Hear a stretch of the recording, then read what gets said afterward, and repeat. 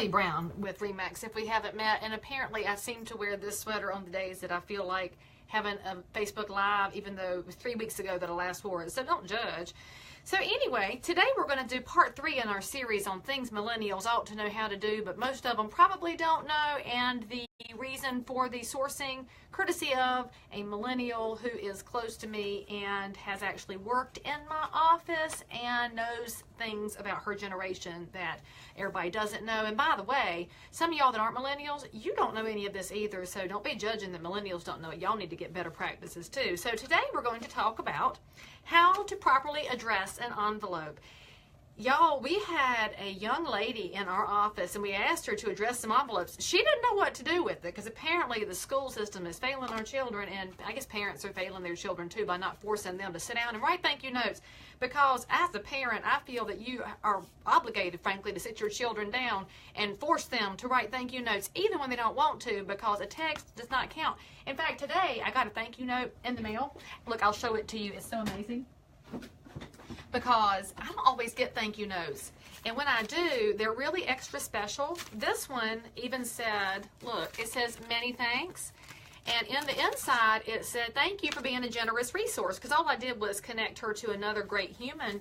It wasn't any great skin off my back, but she sent me a note, and oh, I felt so special. So I write a lot of notes, as y'all know. So let me show you, millennial friends and old people too, how to properly address an envelope. Now, it's going to come blank like this, but don't be frightened by a blank envelope. That is your blank canvas.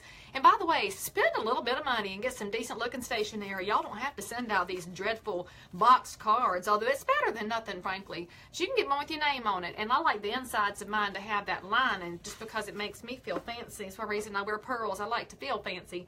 So what you're going to do, my millennial friends, is this. Get your envelope. In the upper corner, upper left-hand corner, put your name. And if you're a business, you could put your name and your business name too. That's very good practice. Put the street address here. Then put your city, state, and zip code. Y'all, I have discovered there are young people right now that don't know what zip codes are because they are so far removed from the Postal Service. It's time to learn, people, time to learn. And by the way, make your lines straight. Some of y'all are terrible with this.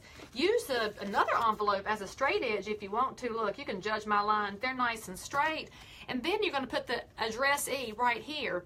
This card's actually going to Jerry Kenyon. She's a CRS leader in the state of Florida, and she got CRS of the year, so I'm sending her a note because I think she's amazing. You should always tell people when they've done a very nice job. Sometimes nobody else has told them.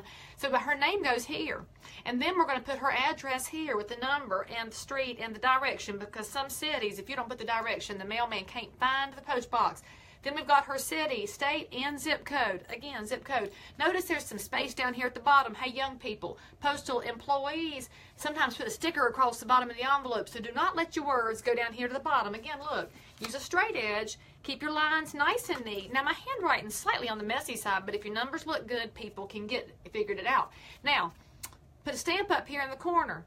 That's going to cost you a little bit of money. I know y'all are freaking out right now that I told you to buy good stationery and make you buy stamps too.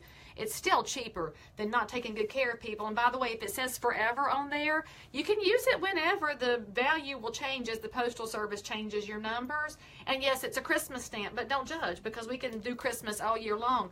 So that is very important. You're much more likely to do nice things for other people if it's available for you to do it. And when somebody takes the time to send you a check, a gift card, a book, anything, take the time out of your life and send them an envelope with a thank you note in it. In fact, if you want to be really fancy, you could be like Katie Johnson, who said she wanted to send me flowers. And look at this card. It's got flowers inside, and it won't attract bugs or have to be thrown out in the backyard where I throw out old food too. So think about this carefully, y'all. Please remember how to write envelopes. Write thank you notes. And especially as a young millennial person, if you are writing thank you notes, you will really stand out amongst your peers. And if you're looking to get employed by someone, because you know I own my company, and by the way, don't believe any of that crap that women are held back. I and my partner have over $1 billion company. That's a bunch of horse hockey. Just go on and start your business and get after it. But if you want to come in here and get hired, you should know how to address an envelope. You should know how to properly shake a hand, and we might cover that in a future do-it-yourself for making millennials better edition. So by the way, share this with the millennial you love, and if they're looking to get involved in real estate, I can help with that.